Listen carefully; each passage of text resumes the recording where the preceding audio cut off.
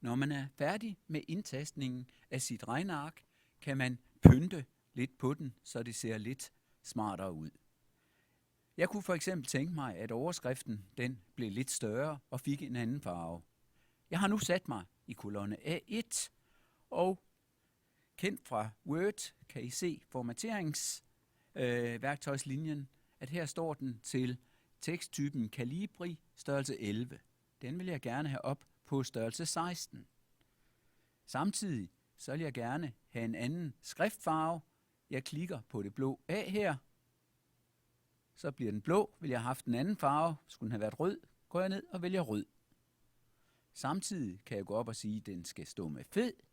Og så har jeg en overskrift, der nu står med en farve rød i størrelse 16.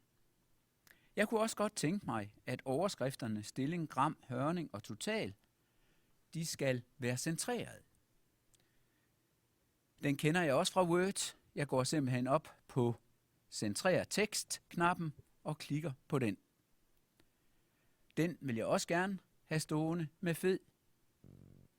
Ligeledes vil jeg have månederne stående med fed.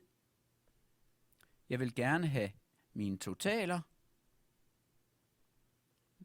med fed.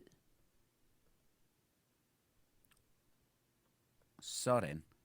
Og nu har jeg fået pyntet lidt på mit regneark.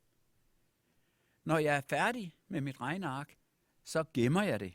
Og det gør jeg ved at gå op og klikke på Gem-knappen heroppe. Og vælger det sted, jeg vil gemme min mappe. Giver den et navn. Og klikker på Gem.